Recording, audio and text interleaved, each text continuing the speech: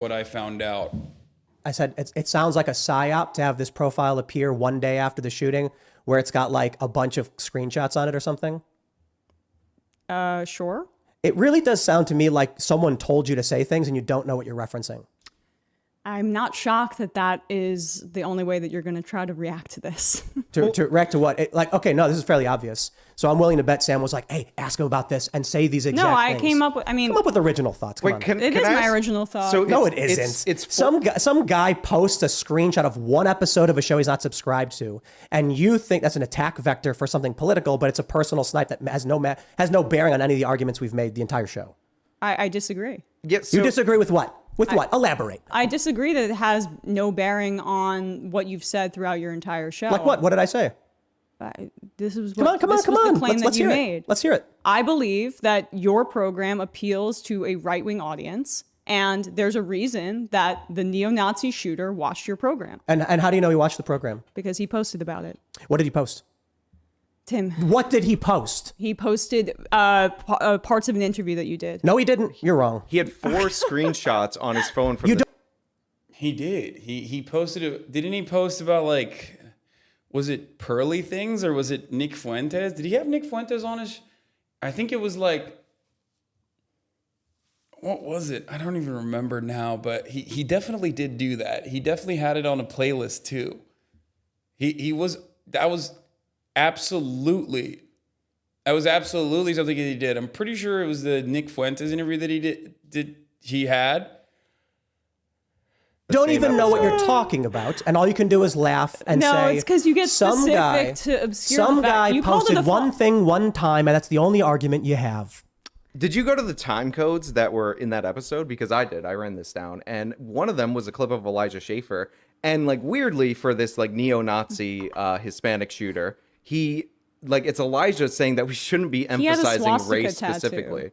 No, he's a neo-Nazi Hispanic shooter. Right, but Tim called it a false flag and then corrected himself the next day and then said he thought it was funny after a mass shooting. I think that, someone... He looks so mad. What the fuck? This is what the shooter posted? Oh yeah, it is clips. Timcast IRL, Putin drops the dollar, just Pearly Things. Oh, I was mistaken. The Nick Fuentes Just Pearly Things screenshot is separate. He posted clips from the Timcast IRL on Elijah Schaffer. Ugh.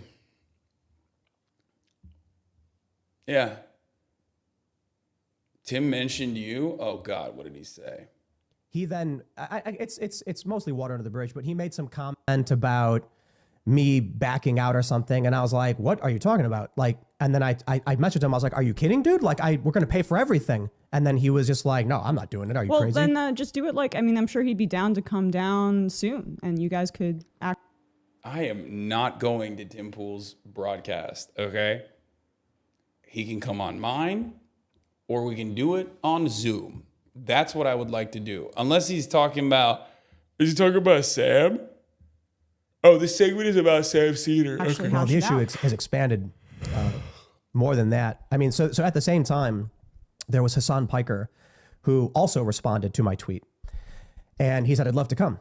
And I said, when can you come? And he said, let's figure out a date. And so I DM'd him and he said, I got to be honest, I'm actually concerned about COVID. And I said, totally get it. No worries, man. Thanks for reaching out. And that was the end of it. Sam, however, used it on like a video and then started tweeting about it because it was drumming up a whole bunch of clicks and views. And I'm like, okay. Yeah, when we were originally supposed to do it, I was like, bro, why would I fly in the middle of COVID when my mom is like living with me all the way to like wherever you are? But I still don't want to fly to wherever he is. I don't know where the fuck he is, but I don't want to fly there. I don't want to like, if I have an alternative method of being able to debate someone, I would rather do that. Like, I don't want to fucking be on a show. I can't stream it myself. I'm just basically like, at that point, offering my audience over.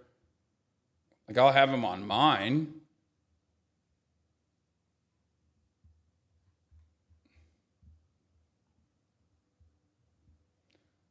okay, dude, I get it. Interacting with this guy is just going to create drama that he uses to get clicks. Seems Emma Vigeland made Timcast very upset today on his show, and he took the occasion to once again claim that I accepted an invite to be on his show and then backed out to cause drama. I'm attaching a screen recording of our DMs to clear the air.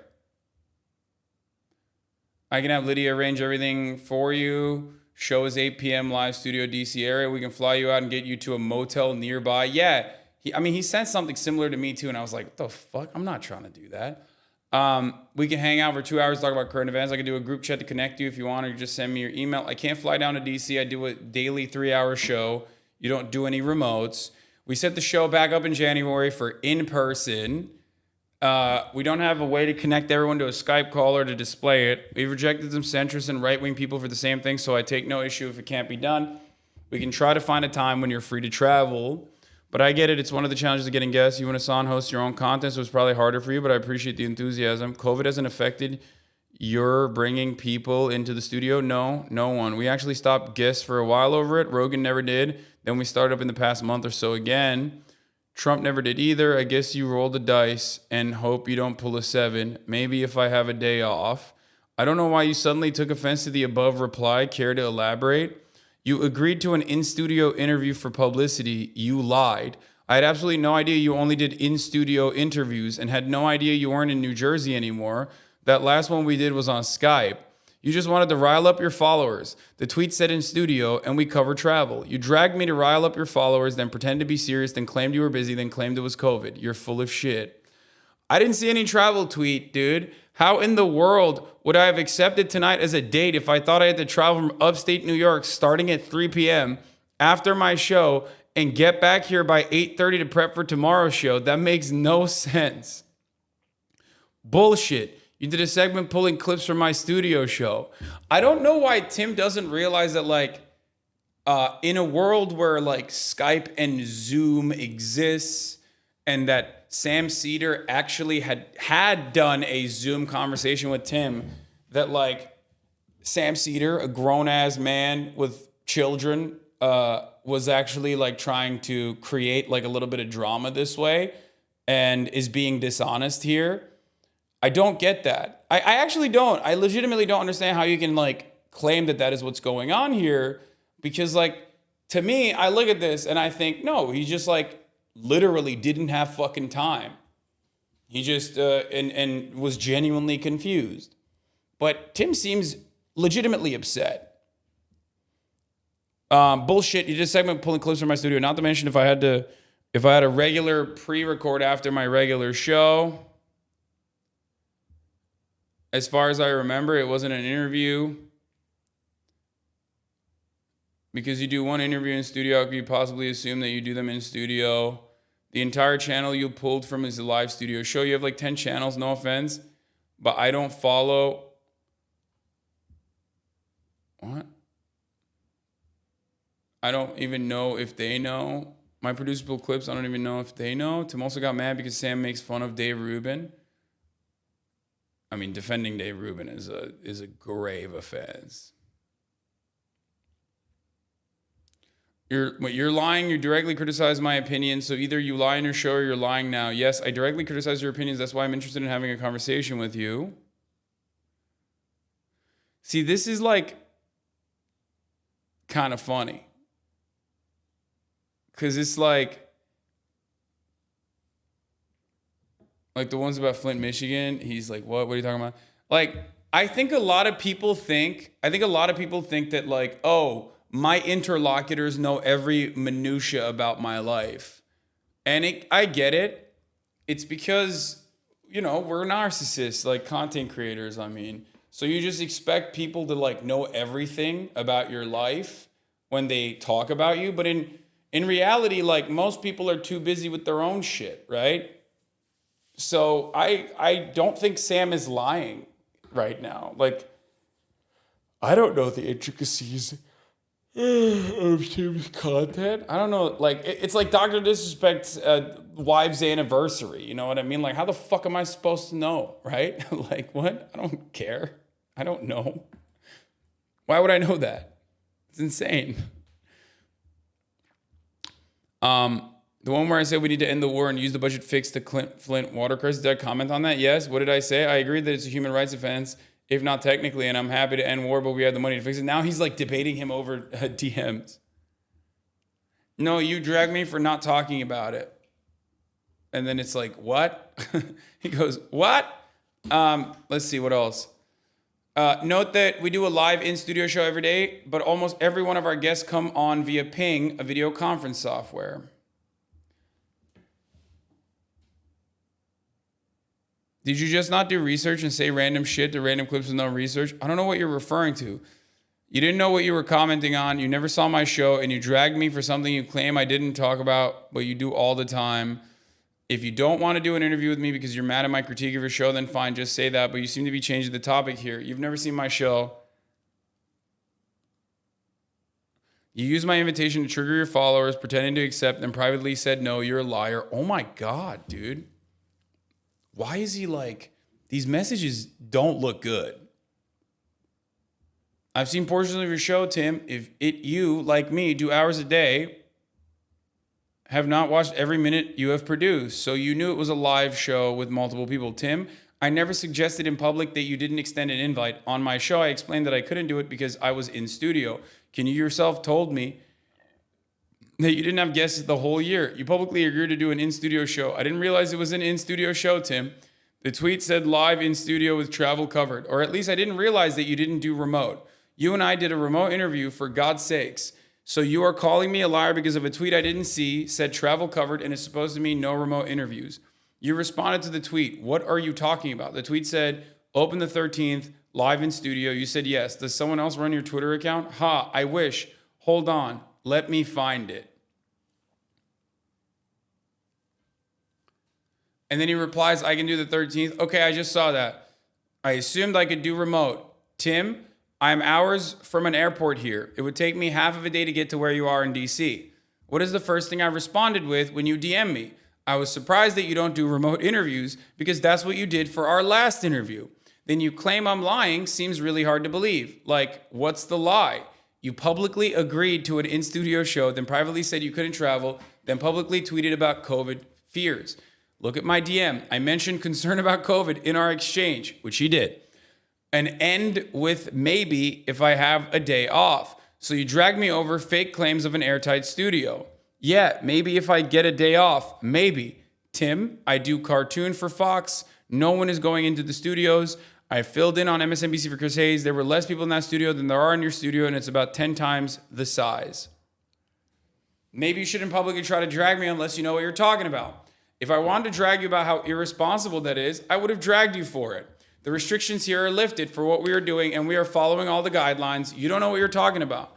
I have friends at hospitals in New York. They're all preparing for a second wave in about 2 weeks.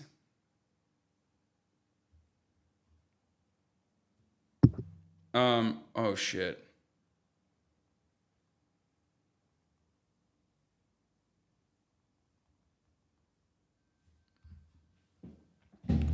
Here, let's get back to the Emma Vigeland.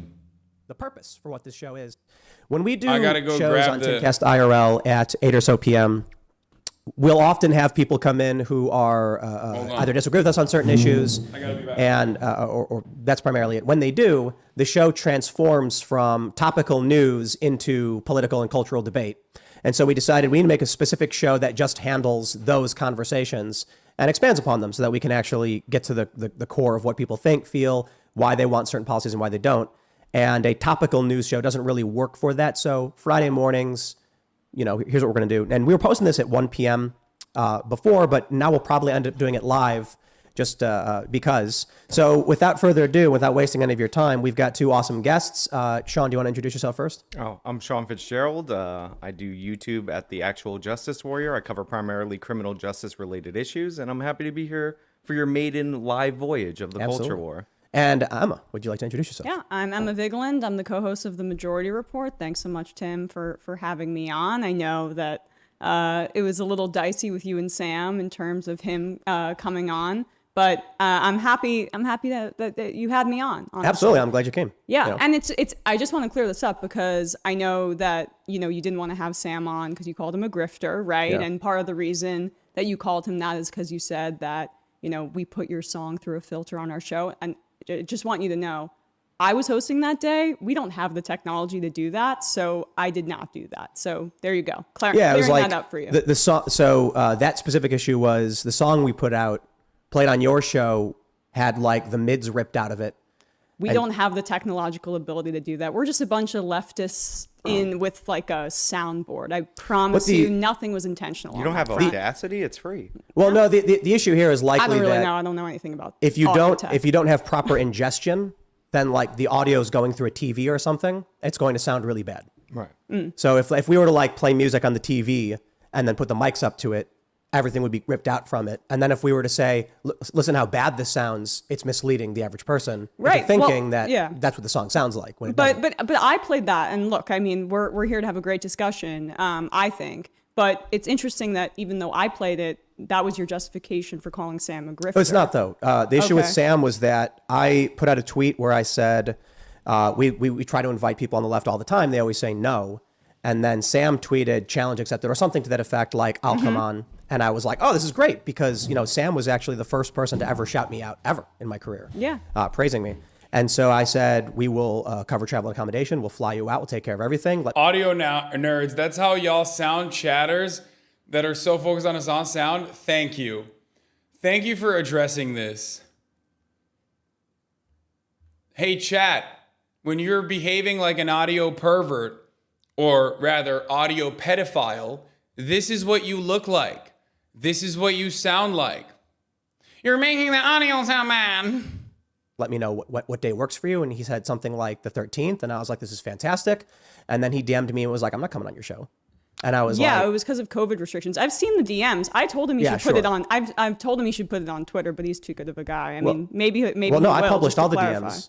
Yeah. Because then what he did was it's mostly water under the bridge, but he made some comment about me backing out or something. And I was like, what are you talking about? Like, and then I messaged him. I was like, are you kidding, dude? Like, we're going to pay for everything. And then he was just like, no, I'm not doing it. Are you crazy? Well, then just do it. Like, I mean, I'm sure he'd be down to come down soon and you guys could actually hash it out. The issue has expanded. There are no more audio files because your audio is so much echo. They have had enough. I hope you are happy. They were very important.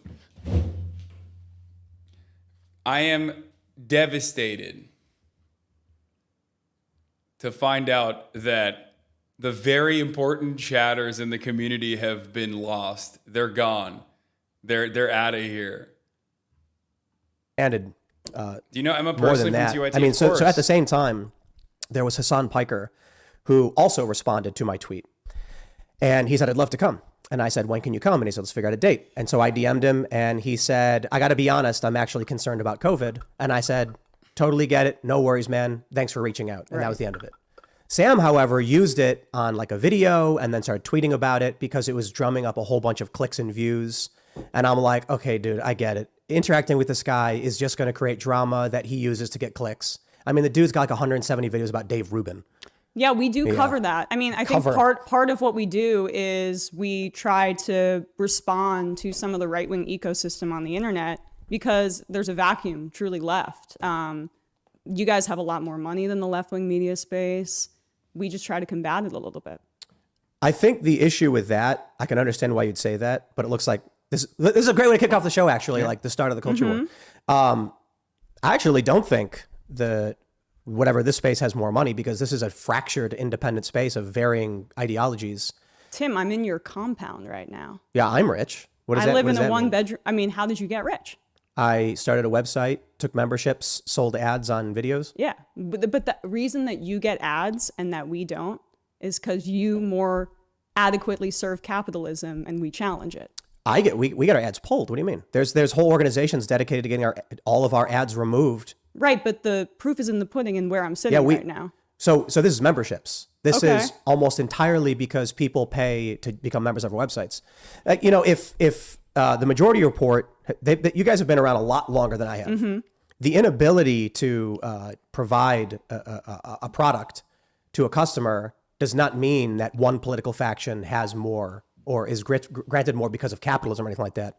Like if Sam is unable to, I mean, Sam's had way more subscribers than me for a long, long time. Right. And and he just like and I'm not saying this to be like me, and I'm saying if he doesn't know how to turn revenue, the issue is more so you need like a COO or somebody who's going to say, here's how we provide something to a market that generates revenue so we can expand our business.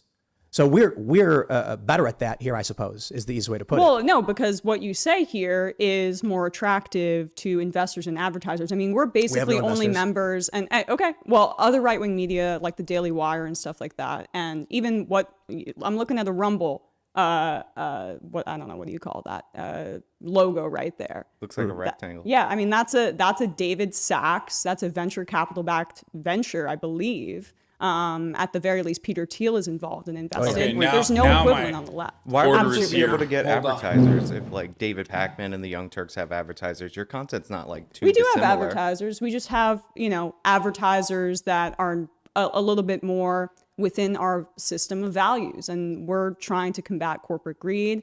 We don't have a ton of advertisers that I think align with leftist, or we have advertisers that we try to include in terms of like leftist values as well. But just by the nature of left versus right, it's asymmetrical warfare. But you guys are but honestly, you Sam just should said just you're put those passing on DMs out there. advertisers that don't align with your values. So Yeah. like you But have we do the those same options. thing. We do literally say we have like 4 advertisers. We have Right. like 4. Right. Okay. So our website has no advertisers, and it's almost entirely membership funded. Yeah. So I mean, look, everything here is because people give us $10 a month.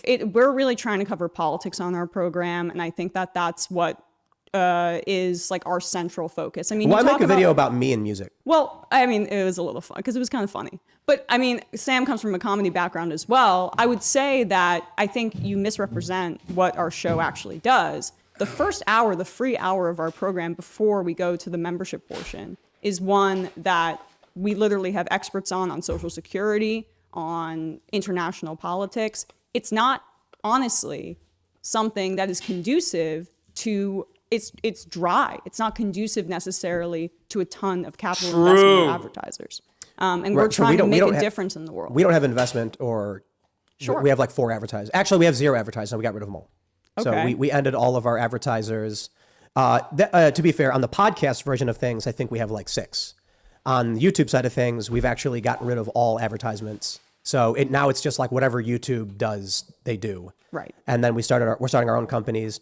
The reason we started our own coffee company, it's because I'm not going to say the name of this person, but there are organizations that lie in order to get our ads pulled. And so that's happened to us.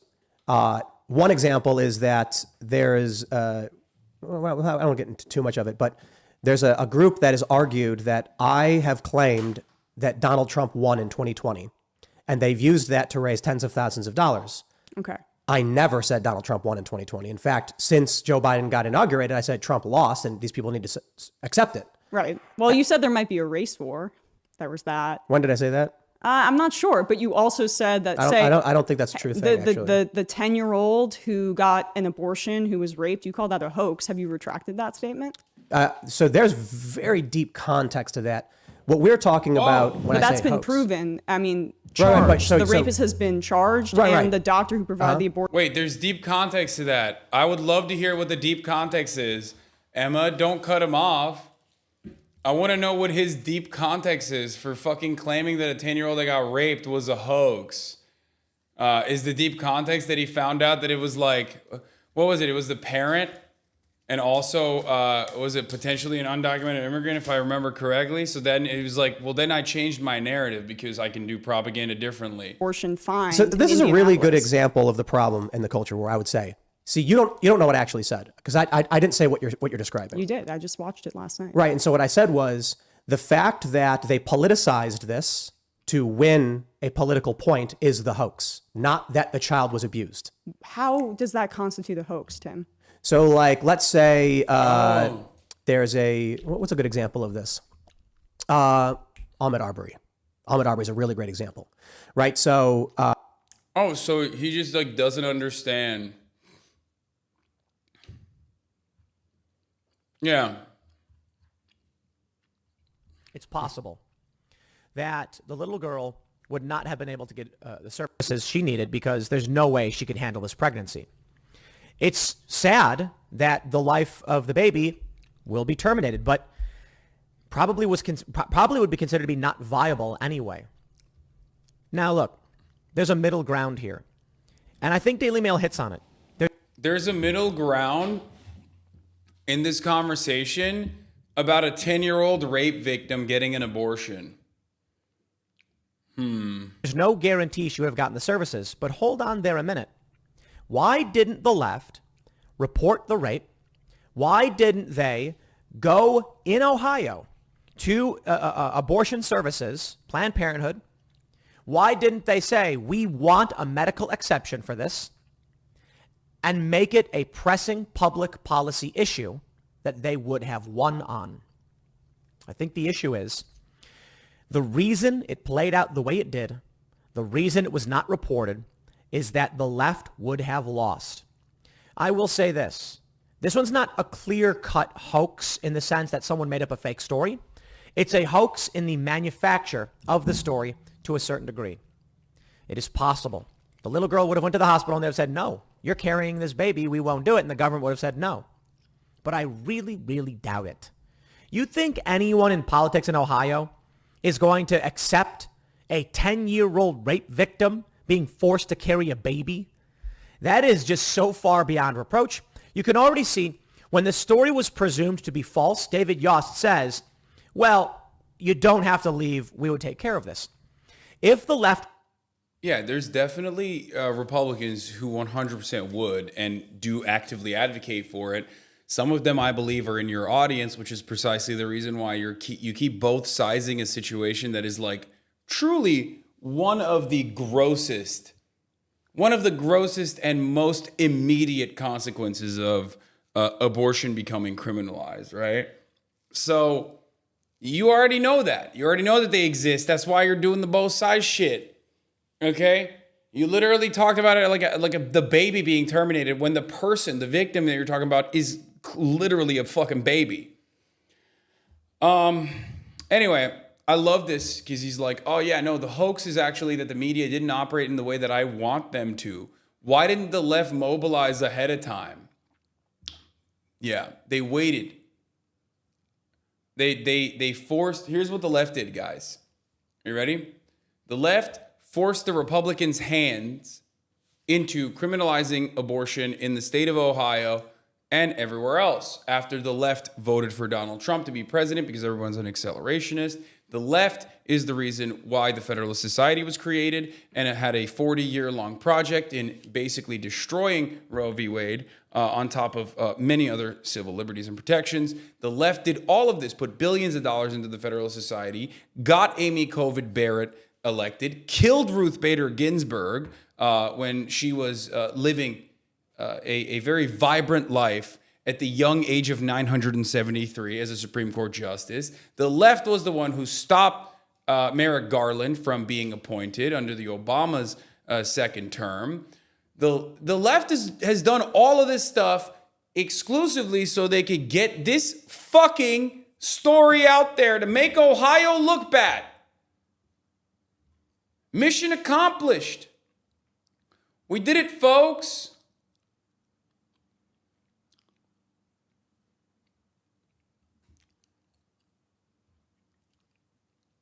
That's crazy, man. That's crazy. Reported the crime. If the left went to Planned Parenthood and said, we want the abortion, it would have happened. And there'd be no story. There'd be no PR campaign. You just said there would be a story. If they made a story happen, like as though, you know, you got beat reporters all around the fucking country looking for 10-year-olds that have been raped and are looking for abortions. Like, the fuck kind of situation is this?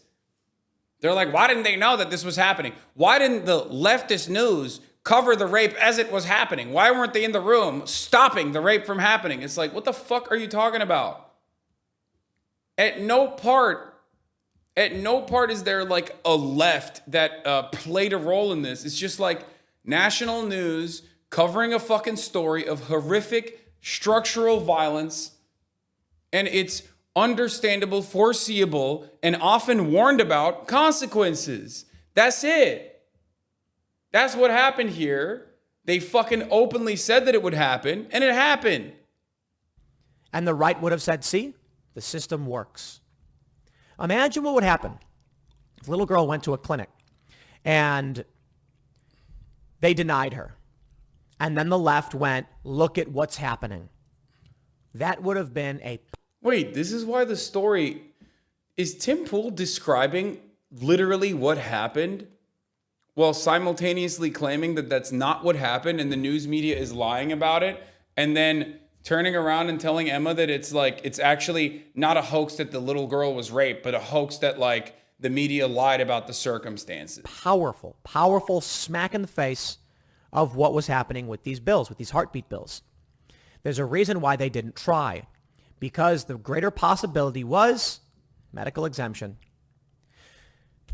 There's no rape kit. There were no criminal. Dude, he's wait. No, he is saying it's a fucking hoax. He's saying that that this is not real. Like, this story never happened. He's saying there's no rape kit. Charges, not until now. Why didn't anyone, knowing this girl, report this? This is why I say, ladies and gentlemen, I do believe it is a hoax. Now, as to my previous statements, I want to make sure I clarify. I don't like the vague natures of this. There is a possibility that a little girl, a family might say, we go to the hospital and we seek an abortion and they don't give it to you. Well, that's it. It's over. You're done. You will carry it and they will not let you leave. And then what do we do? That's possible. And that's the kind of thing we need to be careful about.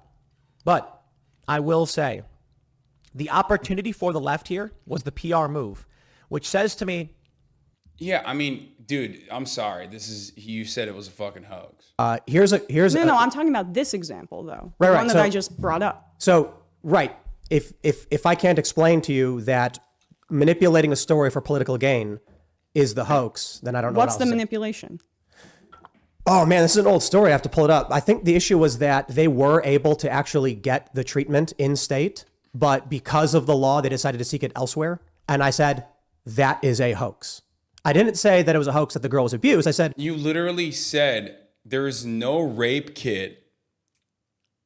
Like, you absolutely implied that given that there was no fucking rape kit and no other like coverage of the situation, you literally said it was a hoax. And also, you also said you're disappointed that the left didn't weaponize this story earlier. You said both of those things because that's how you operate. You say things on both sides of the argument so you can always fall back to the other side when you are corrected. Also, the fucking law says that little girl can't get an abortion in the state of Ohio. Even if the fucking parents never actually went to a Planned Parenthood or never actually went to an abortion clinic and immediately went out of state to get an abortion, they're following the fucking rules. The idea that once these laws have passed and like these parents, the mom is supposed to fucking like put herself up for criminal charges to save the life of her child is the story. And the story would never fucking exist. The story would never exist if it wasn't for Republicans in the state of Ohio creating this law. I'm so confused, dude. if they could have sought treatment in state under the exemption, I think it was Ohio, right? There was an exemption saying in the cases of abuse, the treatments are permitted, but they decided to make a public statement and leave the state anyway. I said, that is a hoax. It was not a public statement. Well, but that's my point. No, rape and incest exemptions are non-actionable. This is like well documented with abortion activists.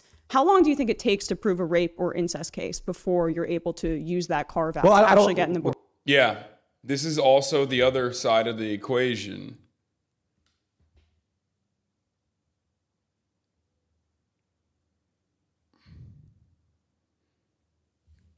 Yeah, rape and incest cases are impossible to fucking prove in the time frame that you can get an abortion. She's so good. She just popped off. Well, doesn't it depend on how the law is written? Do you have to prove it, or does it have to be alleged? I mean, first But of all, let me just answer rape that is one point of the real quick so we can clarify the thing on. Sure. I never said it was a hoax that the girl was abused. That is incorrect. But I mean, but Yeah, you implied it. You definitely implied it. honestly, this is a part and parcel of what you do is you put that kind of statement out there and then you put caveats in to protect yourself. Like but me saying that someone manipulating a story for political gain is a hoax is it's not a manipulation. That is the kind of thing that's going to continue to happen as abortion restrictions happen throughout the country. It's an It was opinion. a particularly egregious example used to shine light on broader restrictions on abortion in this country.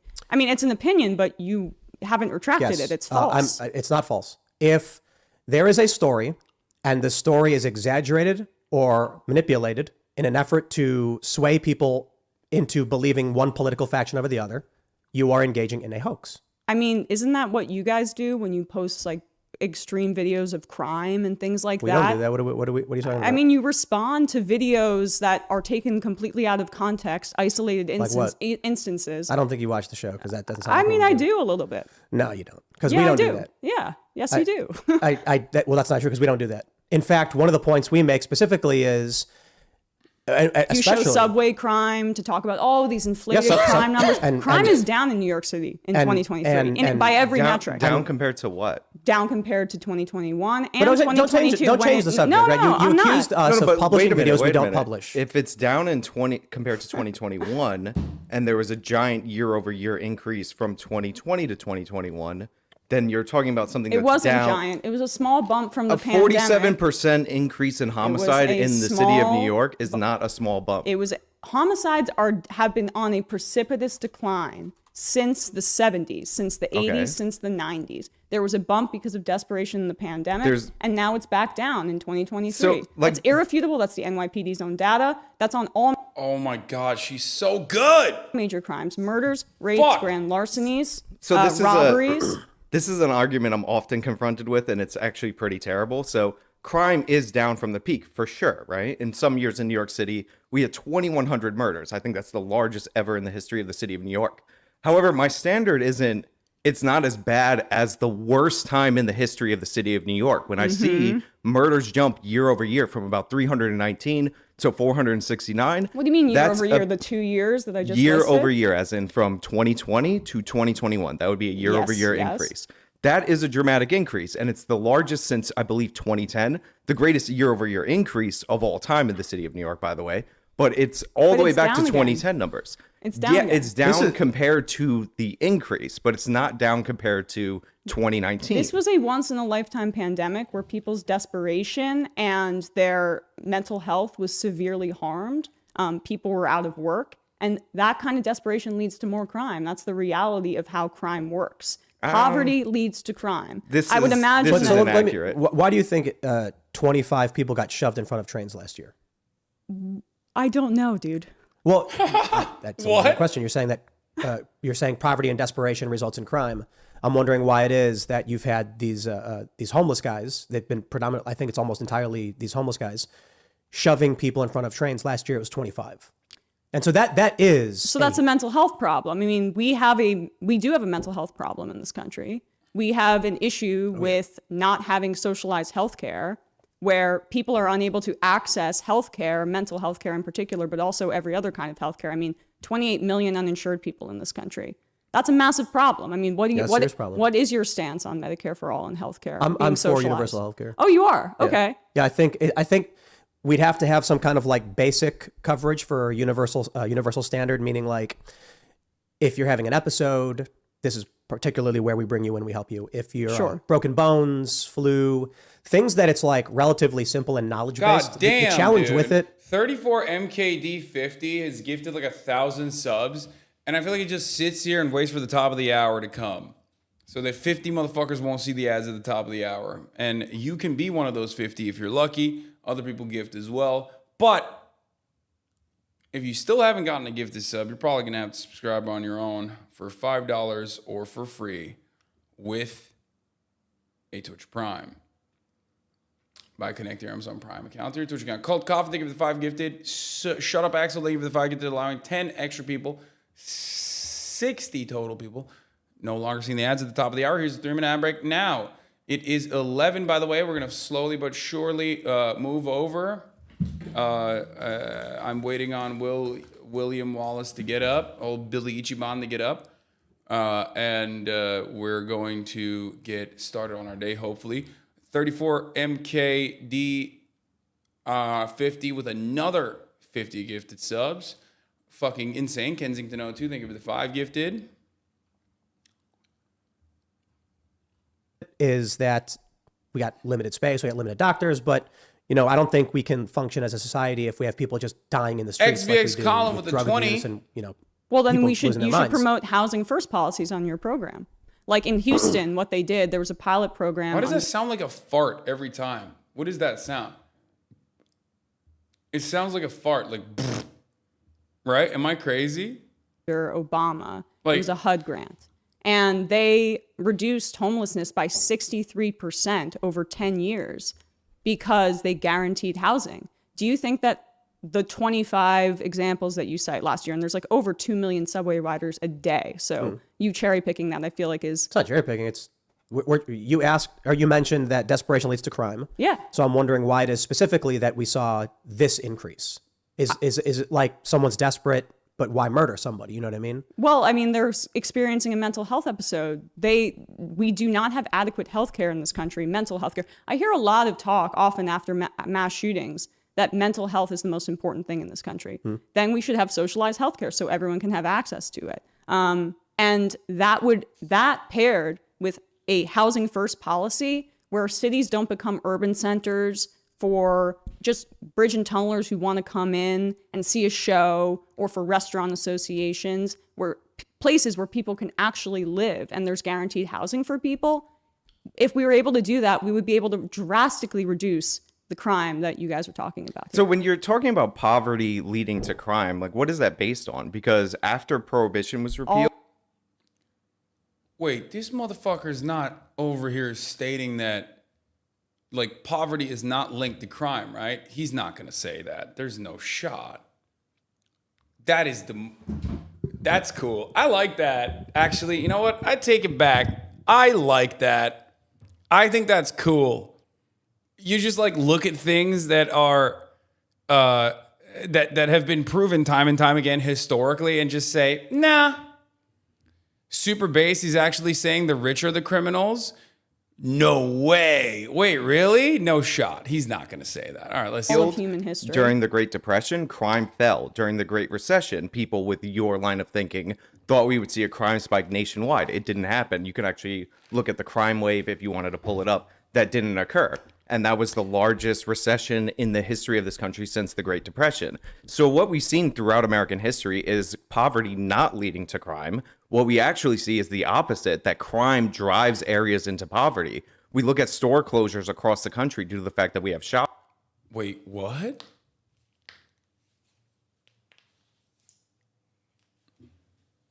Okay, hold on.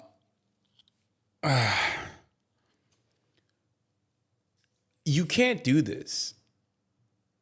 You can't just like point to one faulty instance, which I don't even know what kind of data he has to back that up, really, and just overlook every single study conducted on this. Okay?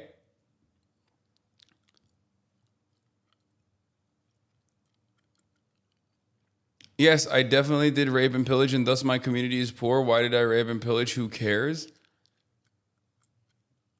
He's saying the rich person's poverty doesn't create crime. Okay, hold on. I need to understand what he's trying to fucking. This is new.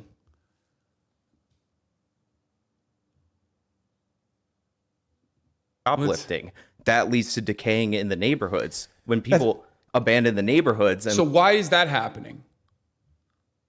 Someone needs to understand. Someone needs to ask him, why does that happen? Like, who is shoplifting and why are they shoplifting to begin with if there is a shoplifting happening, does that materialize because like they're bad people, or does that happen on its own? Is it like, are parents educating them to say like shoplifting is great? He's playing with anomalies in the stats. Yeah. Like how, but also he hasn't answered that part of the question. He said 2 minutes ago, the last bit of crime spike was in 2010. And then he said the 2008 crash didn't cause more crime. He's saying crime makes businesses close and people become poor because of that. He's defending capitalism in the most stupid way. Okay, but why did the original crime happen? I get that he's saying poverty doesn't cause crime. Crime causes poverty, right? And it is true. Crime does cause poverty, just not the fucking crime he's thinking, okay? Like criminal misconduct from those who have almost full control over how society operates is why poverty does happen at a massive scale. It's corporate monopolization. It's you know, a lack of trust busting from the federal government. These are the reasons why the structural violence of poverty is a thing that happens. So he would be kind of fucking cool if he was making that argument. He's like, yeah, crime is the reason why poverty happens, but it's not the crime you think. The crime you think, petty crime, shoplifting and the like, maybe even grand larceny, and the violent crimes associated with certain communities, like poor communities, that is a consequence of the criminal misconduct that is not necessarily considered criminal.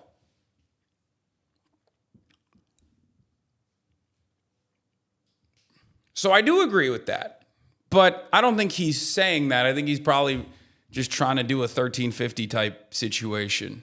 And you see this blight that has a psychological impact on people, and that drives. But like, I'll be honest, if he dropped that on me mid-convo, I'd be like, what the fuck are you saying? Like, because sometimes it takes a while for you to fully grasp. When you're debating a right-winger, most of the time they're NPCs using fucking talking points that I've heard a million times over and know how to adequately address. But sometimes you got motherfuckers like this guy where they just say something so out of pocket, so entirely just looking at the face of all matter of empirical evidence that suggests the exact opposite, and just hit you with this curveball where you go, whoa, what the fuck? And that's actually kind of scary, because when you can't address that adequately, when you don't even fully grasp the creative new lie that someone is telling you, whether it be taking advantage of cherry picking and taking advantage of like some absurd moment in time, right? You might not be able to adequately address it in that moment. Like I still arrived at that conclusion. I just had to understand exactly what he was saying, right? People to commit these crimes. I mean, you're working backwards from the... No, you're actually working backwards. Wait, but no. Poverty, clearly, this is a very simple concept, leads to something like shoplifting. Why would someone shoplift based on a personal pathology? They're shoplifting because they're desperate. Not necessarily. So we have a lot of lax shoplifting laws in California, for example. So they're and doing what it they just find for is we fun? have a lot of organized retail theft because there's no consequences for it. It's profit. For instance, People are trying to make money. Well, and they're desperate, and we have untold levels of income inequality in this country. Well, is it income inequality or poverty? Since the late 70s, 9. Oh, that is true. Income inequality is more significant than poverty in and of itself. I mean, income inequality and poverty go hand in hand. But in order to steal, there has to be a have next to a have not. You know what I mean? So that component is correct. Crime happens when structural violence of poverty is impacting poor communities, okay, who then will steal from those who do have it, right? Like, that's how it works. They're not gonna fucking steal from one another. Your neighbor doesn't have shit either. So that's why it happens in the way that it does. 100%. That's the increase in CEO pay versus 12% for the working class in this country. You don't think that leads to levels of desperation? So wait, is income inequality the cause or is poverty the cause? Because those are two different things. I mean, they... What? No, it's not. No, it's not. No, it's not. Income inequality is not separate or removed from poverty. Income inequality implies poverty. Okay? What the fuck? Income inequality does not talk about like an even scale where everyone is like rich or omega rich. No one is talking about that. Okay? No one is talking about that. That is so stupid. As a matter of fact, they would say there's very little income inequality in a situation where like you have a comfortable middle class and some wealthy people on top of that as well, like a fat chunk of the middle class plus some wealthy people and some poor people on the other side would mean that there is less income inequality. That's what they would fucking talk about. That's a great indicator that there is less crime overall as well. You go hand in hand. They really don't. Yes, they do. Because all the wealth is going towards the CEOs and to the billionaires in this country. But it's not a zero-sum economy. Down. What does that mean? But also, if income inequality is the driver of crime, then how come we saw a giant crime decline after the mid-90s when income inequality was going up? In fact, we saw this happen all the way to 2019. Can you repeat that? We had a giant crime decline from around 1995, 1996 nationwide from all the way to 2019 while income inequality was rising during that period of time. Right. So why would that occur if income inequality is driving crime? I mean, I'm not exactly sure, you're the expert, but I do know that you're saying that there was an increase in crime in 2021 and 2022, and it doesn't matter now that it's going back down to 2023 levels. This is just New York I can't City. see this. Yeah. I just pulled up New York City. Look at that. Right. Exactly. So at the start of 1990, crime was at its highest and it dropped. This is where she's supposed to hit the classic, dude. I'm surprised Emma didn't hit the classic Sam Cedar. Well, there's a lot of... I can't do a Sam Cedar. There's a lot of different evidence on this, but... a leading theory is lead poisoning.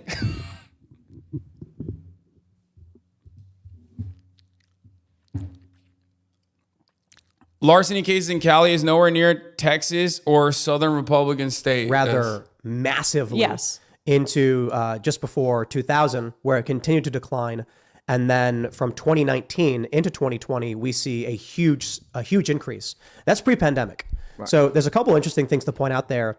No, to be clear, that's not Also, not pre-pandemic. That's the year-over-year increase. So Right. it would be in the year 2020. To be clear, so 2019 would be the low number. The increase actually the draw is before 2020, meaning that could be 2018 to 19 then, if that's the point you're making. No, it's I've seen these numbers. I'm telling you, you're reading this chart wrong because in New York City, do they have the raw number of homicides on the side? If you track it, you have around this is just because this is just by the way. murders right here. Right. You have about 300, and then it jumps to about 469. I mean, crime dropped everywhere throughout the country since lead gasoline was outlawed. There is a Okay, so he's gonna say, what is the counter to this? The lead gasoline. The counter to it is actually what? Like fucking. It's not that big of a decrease in where you add a control factor. That's what he's probably gonna say. He's gonna be like, you activated my trap card. massive connection, lead paint, lead gasoline predominantly affecting poor and lower income people, which probably did contribute to some of the increase in volatility in that kind of instance. I agree. I completely agree. I read that report. It was fascinating that when we started taking lead out of the atmosphere, crime started to drop. But that would also make the argument that it's not poverty driving crime. It was like chemical. What communities have lead? What communities are more frequently utilizing lead? What communities had cheaper substitutes? imbalance or something. It's both. It's absolutely both. Well, I think it would. Real- I think it real- would play a role. Like the lead would play a role because it was in gasoline, so it was in Right, the it's air. everywhere. Yeah, so it's and impacting we know everyone. it depresses brain function and things like that. True, Yeah. but I think public policy has a huge impact as well because again, we saw a dramatic crime. This crime wave started in the 90s. By the way, one thing that they did right there that was like, I think inappropriate, is when you're talking about crime and how it's linked to poverty, they immediately went to murder. Okay? And murder, just like all matter of crime, all matter of violent crime in general, absolutely is related to poverty and income inequality. However, it is also the one fucking type of violent crime that doesn't always have to be about income inequality. Like there can be different components as to why it skyrockets or why it goes up. There could literally be fucking, especially when you're talking about like homicides and whatnot. It's not.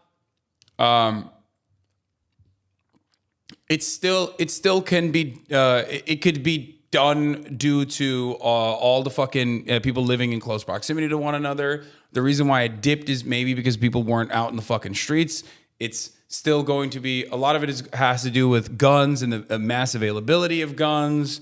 Like there are so many different components into when you're looking at the murder rate, or more importantly than that, murder can also be a byproduct of homicides, especially in places like Los Angeles and whatnot. Can be a byproduct of gang activity or turf wars, things of that nature that can heat up due to certain like political conflicts that are happening in these local areas. Whereas that will even itself out. That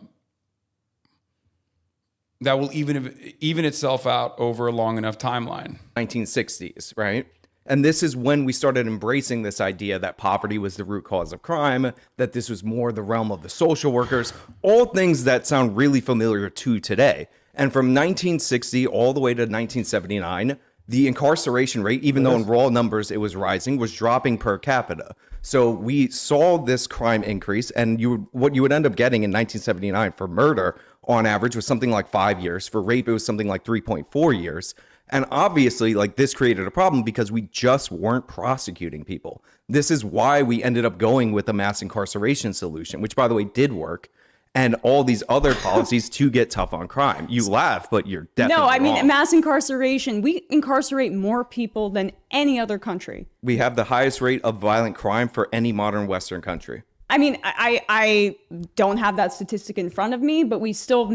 So how does that connect to the mass incarceration point? If it worked, then what does the violent crime rate have to do with it? You just want to warehouse more people? No, I didn't say... when I say it worked, we had an...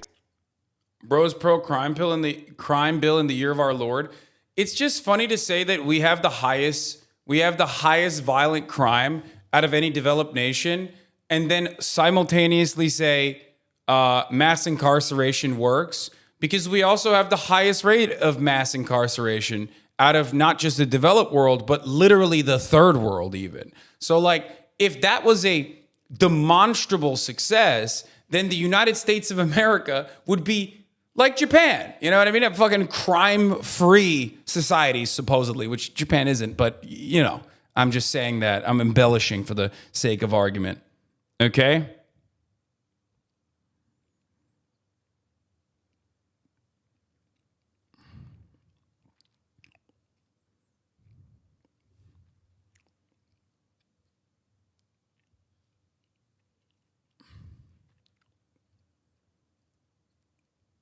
Ask the Yakuza, those dudes got fucked up. Those are rookie incarceration numbers. You got to get those numbers up.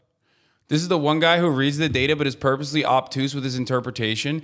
But it doesn't make sense.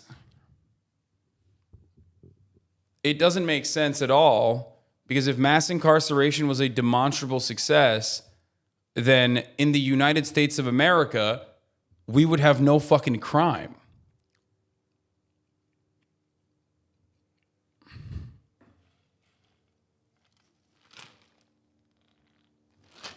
we started expanding the prison population seriously in the 1980s to the 1990s. If you go to the Brennan Center for Criminal Justice, which is a left-wing organization, they say post the year 2000, mass incarceration lost its effectiveness. But most of the mass incarceration was pre the year 2000. So obviously it had some impact, and it ranges. Low estimates are about 6% on the crime rate, which is very low, but the high estimates are about 30%. And the reason it worked is because the philosophy behind mass incarceration is pretty simple. What you're trying to do is incapacitate criminals, because the same criminals are often reoffending. You brought up shoplifting earlier. You can actually pull up an article to find out that the same 300 people in New York City represent a third of the shoplifting arrests total for a single year. Probably because This they're is because they're incredibly repeat offenders. impoverished and they need to find a way to actually sustain their livelihoods in this country. That's put a very good way. That's phrased very well, to maintain their livelihoods. Well, no, I mean, no, their life is a better way to maintain. Sure. But like, I guess my point is, some of them certainly are desperate. But when you see videos of a guy like shoveling stuff into a garbage bag, that's not desperation. But again, this is what you do, Tim. You return to anecdotal examples when I'm trying to talk about. We're talking about just the 300 people. And I am talking which is the anecdotal evidence. What 300 people? He said the same 300 people are the ones committing the crime. I said, right. A third of the shoplifting arrests in New York City. These specific individuals are doing it for profit. Okay, so we should have a system of mass incarceration because there are 300. I didn't say that. Because I'm talking to you now. There are 300. Even when you talk about recidivism, which is a little bit trickier. Oh, fuck. Wait 1 second.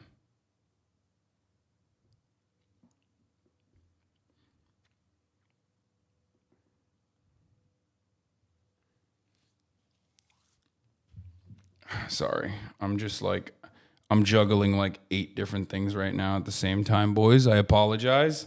Getting new information. 300 guys with garbage bags shoveling all the loot. Okay. Listen. Even when you're talking about recidivism, which the data is a little bit less consistent on. Okay.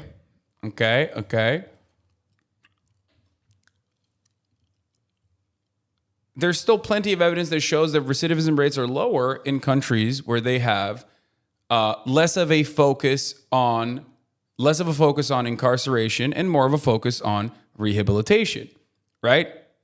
Norway is the example that we use all the fucking time. The more humane the prison conditions are, the more of a focus that people have, the more of a focus that systems have in rehabilitating people and reintegrating them into society, the less likely those people are to commit crimes and reoffend. But also on top of that, there's obviously adequate social safety nets.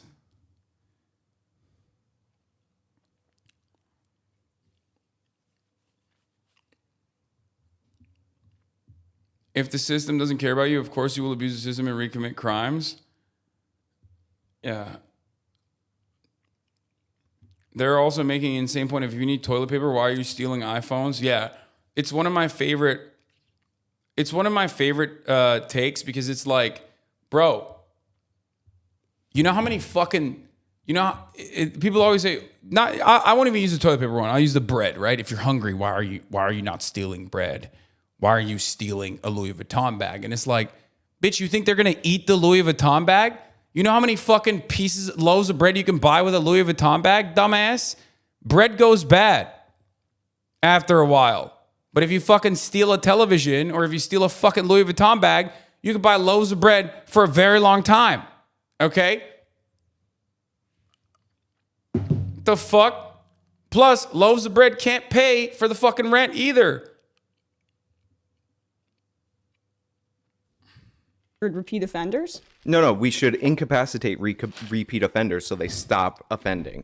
Got so it. If so you're this is arrested, all about the fact that if you're not in arrested for favor of bail reform, because in New York State, which is now currently being rolled back, we decided that we weren't going to require cash bail for nonviolent felonies and for misdemeanors. And you think that that's a good policy? To not require cash bail? Yeah. No, I mean, that we're rolling it back. I think look, if you're concerned about people not being able to get out of jail because of their financial means, then I can understand reducing or even eliminating the cash bail system. Because I understand if you don't have a lot of money, even though you really only have to throw down 10% for bail in most cases, unless it's like a set figure for the bond. She should turn around and say incapacitate. Seems like an interesting term to use. Okay, what if you permanently incapacitated someone when they did a crime, like by, engaging in capital punishment, which is allowed? In that case, like, do you think that is valid? What's the ultimate goal here?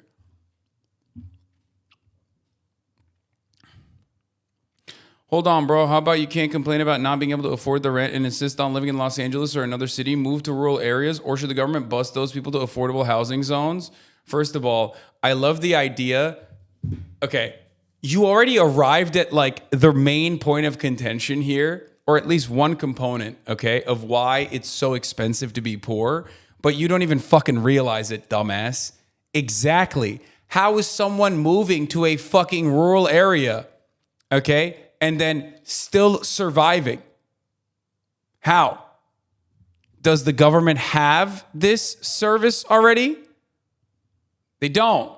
Moving isn't cheap, okay? The cities are poor. Get them out of there. What? Brother, you literally, inside of your brain, you also recognize, like there's a spark of light in there, okay? You brought something up. We're busing people from the border right now. Oh my God, you're just a fucking stupid racist. Jesus Christ. Okay, listen. I want to tap in to the spark in your mind that made you say, or should the government bust those people to affordable housing zones?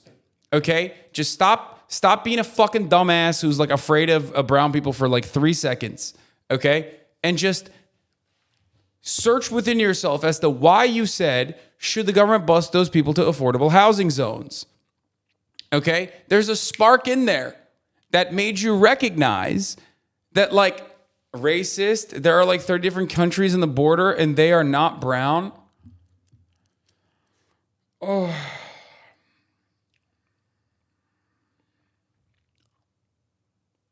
There is no hope. I was wrong. It's not worth the energy. The spark is just not sparking, dude. Yeah. There are like 30 different countries at the border and they are not brown. I don't even know what the fuck he's trying to say. No, spark it up. Tell me. I already told you. You're not going to be able to fucking recognize it, you idiot. Moving is expensive. Changing your entire life and uprooting yourself is not only an expensive endeavor, but is a very difficult one on top of that. You have no indication or no guarantee that you're going to find a fucking job that is similar at the second place that you move to, even if you have a little bit of capital to be able to do such a thing.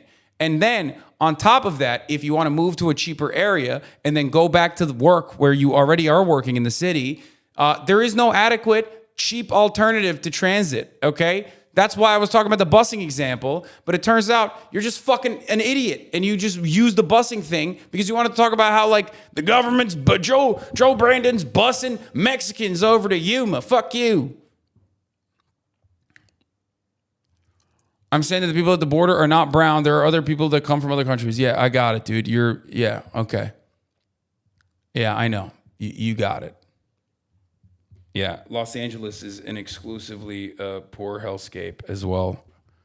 Bro thinks Joe Biden is busing.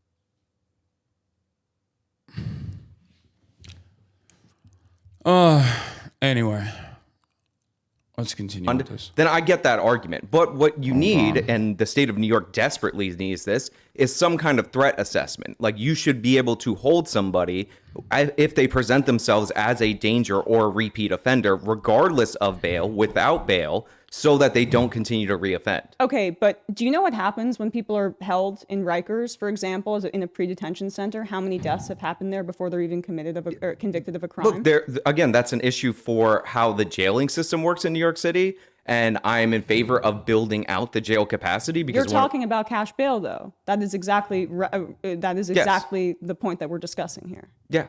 Right. So you're in favor of people being held before they're convicted of a crime. Yes. In Rikers. If they show a propensity to reoffend, 100%. What is a propensity to reoffend? A history, like being arrested over and over again, prior convictions, yes. So you think that they should be held in a prison that has been... It's a jail, but yes. Or jail, excuse me. A jail that has been proven to be one of the worst conditions in the country. Well, it doesn't have to be specifically Suicides, Rikers Island. Dozens of deaths just this year, even if they haven't been convicted of a crime. Convicted of a crime. Yeah, for sure. But I think... But that's very anti-constitutional and anti-democratic. How is it anti-constitutional? The Fourth Amendment. It violates the Fourth Amendment. Protects you from illegal search and seizures. Well, I mean, you are the right to a speedy trial. People are held there. Fifth Amendment, yes. I do think we should have reform on the speedy trial side, but the idea that it's unconstitutional to hold somebody pre-trial is ridiculous. Our law is based on English common law. Damn. We're all bad. Our law is based on English common law, and the reason we have jails is that you would actually be held in a dungeon awaiting trial. So it's like built into the system. Bail is like a courtesy. It's actually a progressive reform in response to that, where you lay down some kind of capital in place of yourself. Bro, what's next, bro? Is he gonna advocate for Iron Maidens? Like, they used it. Guys, you don't understand. Under common law, the Vikings also utilized the Blood Eagle method, which was a very successful and significantly more successful measure of lowering recidivism rates when you fucking ripped out the lungs of the village idiot from behind and made it look like eagle wings. This was a very successful thing, so we should probably do that. It seems like a good idea. We should do the Iron Maiden as well. The progressive stance adopted in the fucking 14th century. He's like talking about progress, criminal justice progress. And whenever the fuck this was first implemented, that's crazy. How money do you want to spend on jails in New York City? As much as it takes. So just warehousing people before they're convicted of anything. Well, it's not warehousing everybody, but if you have a propensity to reoffend, I think judges should be able to have judgment. It's kind of in the name, and assess these people and hold them. So you just want to give it to the judgment of the judges. And it doesn't... Yes, I would like the judges to have judgment, yes. Okay, but there should be guardrails in place to prevent judges from... I mean, judges are human beings. They can be unjust as well. I don't really put them on the pedestal that you do. Obviously, I'm not in favor of like a $1 million bond for somebody who's arrested for shoplifting, even if they're arrested 27 times. So yeah, you can have guardrails from the legislature, but they can't assess dangerousness right now in the state of New York. They assess it in ways, the reason we put this law into place, which is now being rolled back, that were deemed inherently racist. They deem that it was disproportionately black and brown people who are warehousing. Okay, but how's that Rikers. racist though? Because at their discretion, it was implemented in a racist way. It's but the if you same look way at the that crime stop and frisk. Thank you, statistics, 34 there you go. MKD. So this is what the reality is for you: is you believe that black and Hispanic people inherently are committing. When did I say more inherently? Crimes. I mean, if you pull up like NYPD crime data, for instance, since you brought up stop and frisk, you can look at the shootings, like the shooting suspects in any given year. And if you find me a year where 92% or greater is not black or Hispanic in terms of the shooting suspects, then I mean, I would be shocked because I've looked at it for the past 20 years. So yes, that's suspects. the cop's discretion. So no, it's you get a report, right, and you get a description of the suspect, and they are 92% every single year or above black or Hispanic. Can I tell you guys a very famous New York story? There was Wait, no, you don't interject at that point.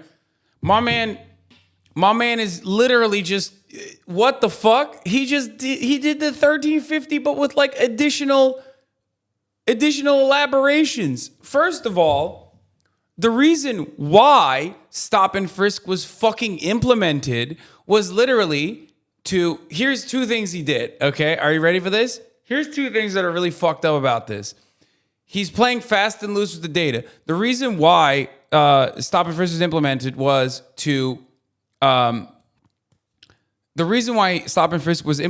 was to target guns in the city. Okay? Yeah, he didn't even say 1350. He said 1392. Okay?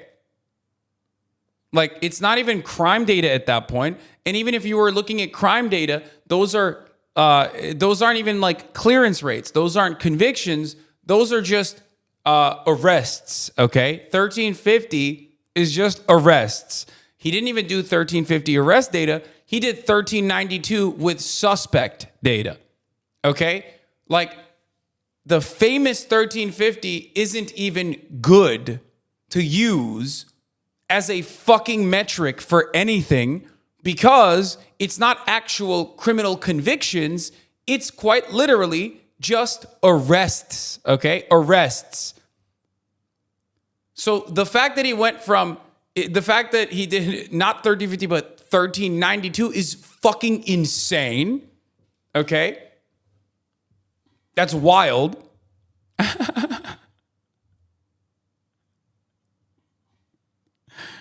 Ay, ay, ay.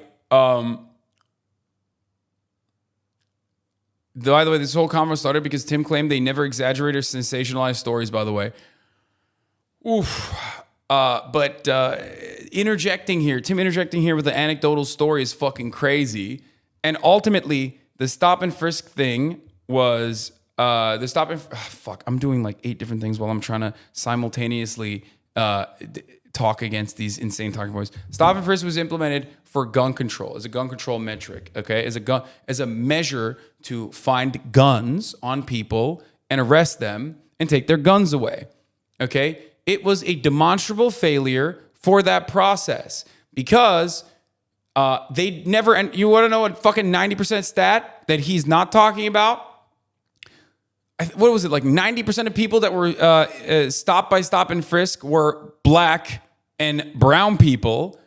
And on top of that, they never actually found fucking anything on these people that were related to guns for the most part. And that there was a way higher likelihood of finding guns on white people in the state of New York than black people in New York City in general.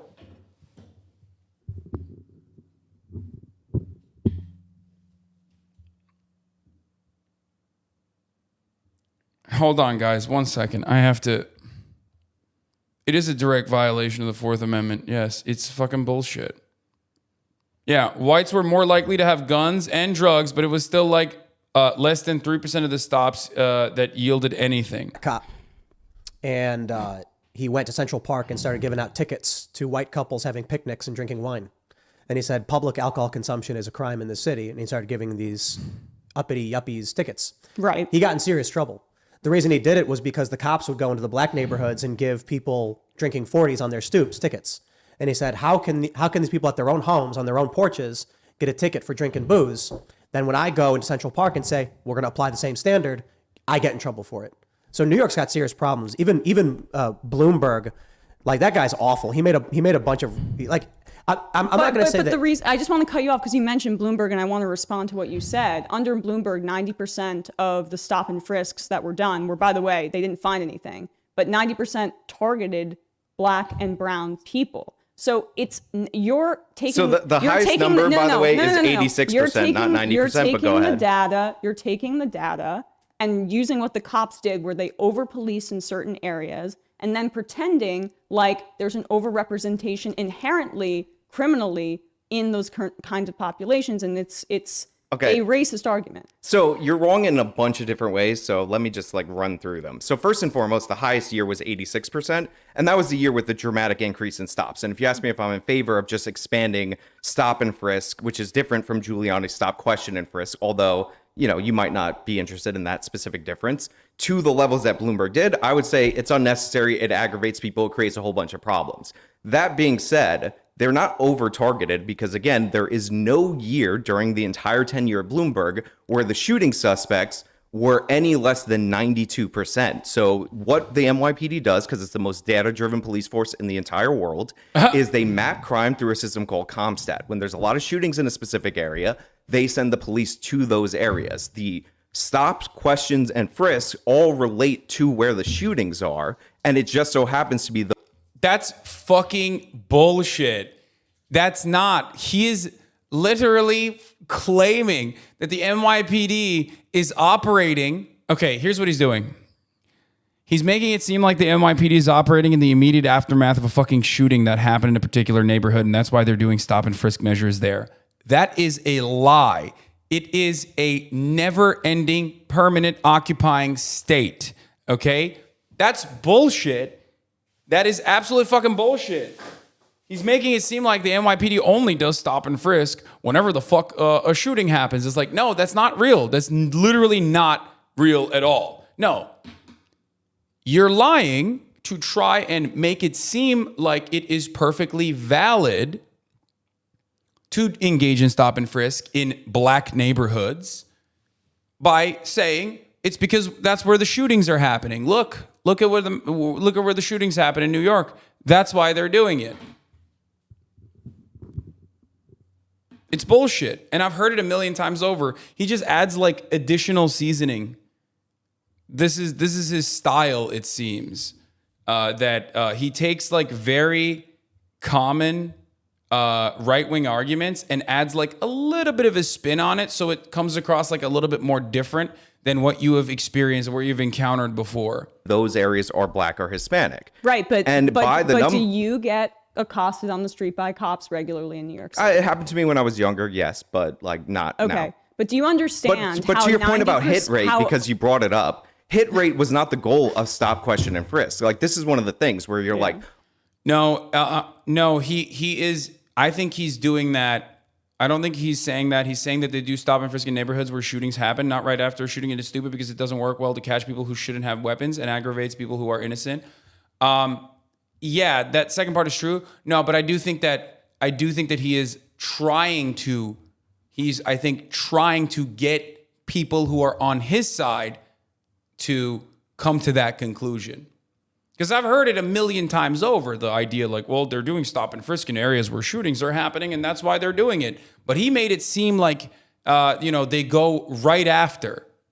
They go right after a shooting. Like he's just trying to make it seem as though the NYPD has to be there doing stop and frisk when it's a permanent state and not immediately in the aftermath of a shooting. Which, by the way, even if it was racial profiling immediately in the aftermath of a shooting, it would still be bad police work. That's not how you're supposed to fucking do police work. You can't do cattle calls, okay, on an entire population on the basis of their skin color. Like it's fucking ridiculous. Oh, well, this program didn't work because my standard that I look for arbitrarily shows that it was ineffective. That's like saying a plane doesn't work because it's not a good submarine. No, it's like not that doesn't arbitrary. make any sense. 90% of the stop and frisk came up with nothing. True, but the point was to deter the carrying of firearms. Have you done illegal drugs in your life? Maybe. I have. I could have been stopped and frisked, and I could have gone to prison, or I could have been held if I had a little bit less money in Rikers indefinitely until my trial came. Because a cop just decided, hey, I'm going to stop and frisk you, but they wouldn't do that to me because I'm a white woman. That's nice, but anyway, it's about shooting, and the point of the program, and this is stated quite literally, to deter people from carrying illegal firearms. Yeah, and it was a fucking, okay, then it was a demonstrable failure. That was part of the reason why they had to stop it. Because they literally never actually got guns off of black people for the most part. They found more guns on white people than black people.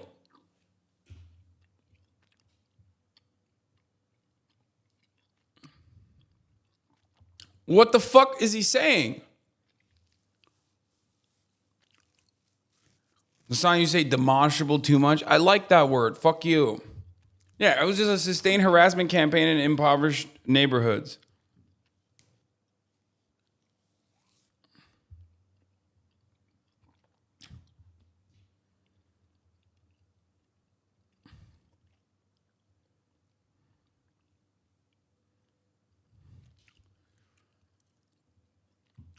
And Absolutely I'm not gonna, about It that. 100% Wait, is. are you in favor of gun control? And so this is what I'm trying to say. Okay. I'm a New Yorker, we've so I'm got not it. like a We've- big gun guy, but Bravo, let me. This We've is my got point. to target guns, I'm and gonna- that's why stop you and definitely frisk- gotta target I'm gonna illegal agree guns with for Emma, sure. but Emma's not gonna agree with me. What? Yo, that's crazy. That's crazy. He said gun control for black people only by mass harassment campaigns by the police. That's an insane thing. He said gun control, nah, I'm just racist. That is what the fuck? That he just fucking he just got clapped right there, dude. It's like gun control. Nah, not a big fan. I'm just a fucking racist, actually. No, I just don't want. I don't want black people to be comfortable. It doesn't even have anything to do with drugs or guns. I just want them to fucking just feel uneasy at all times. The idea that the police can decide to arbitrarily stop people because they might be carrying a firearm violates the Second and Fourth Amendments. Well, again- stop and frisk is completely unconstitutional. In my That's opinion. why Fourth Amendment was in my mind. I was Well, thinking about again, stop and frisk. it's you're supposed to stop, question, and frisk, and usually no. it's based on reasonable suspicion, and they're That supposed what to I'm bearing arms They're under the supposed Constitution. they're supposed to follow the Terry standard. This idea that because a particular group of people may be carrying guns, we're going to go start stopping a whole bunch of them. I'm like, the Constitution protects our right to keep and bear arms in the first place. So now you're violating, you're using you're ignoring the Second Amendment and using that and by ignoring it, now you're violating the Fourth Amendment. I mean, it's absolutely nonsense. This is why I'm actually critical of Bloomberg's expansion of the program, because the way it used to work is that if you had a shooting suspect, you would have a description, you'd send cops to the area, and they would stop people with that description, ask them questions, and if there was reasonable suspicion, they would conduct a search. This is why under Giuliani, the maximum amount of stops in a year, and New York City of 8.5 million people, was 90,000 people. And under Bloomberg, it was something like 700,000, maybe 800,000 people. So he dramatically expanded the program to the point where I do think it was constitutionally violative. So you are kind of to the right of Donald Trump on this, who has been releasing nonviolent offenders. Yeah, oh no, Donald Trump's First Step Act is absolutely terrible. It sets up a bunch of incentives. Well, I mean, that you're further right than I'd lessen the imagine a ton of this audience is. I mean, that's fine. That's like I'm not here that's to extremist. I'm not here to win over the audience. Well, I will win over the audience because I'm correct, but No, Our yes. audience is mostly moderates. yeah, Well, but Donald I don't know Trump's about that. First Step Act had a lot of language about going soft on youthful offenders, and that's one of the reasons why a huge portion of the increase in homicide that we're seeing is among young men, and specifically among young black men in this country. I want to bring your guys' attention to this chart because there's a lot that it shows. I know it's just murders, Right. but we're talking about, you mentioned something about the 60s. For some reason, in 1962 to 64, we start seeing, from 1962 onward, Yeah, our audience of mostly moderates is such a funny take, dude. Moderates who were, I guess, watching Tim because he kept saying Donald Trump's going to win every state except for California. I don't know. Moderates who liked Tim Pool's argument that like every American citizen under the Second Amendment should have a nuke. They should be allowed to have a nuke. That's the kind of moderate shit that people like. You know what I mean?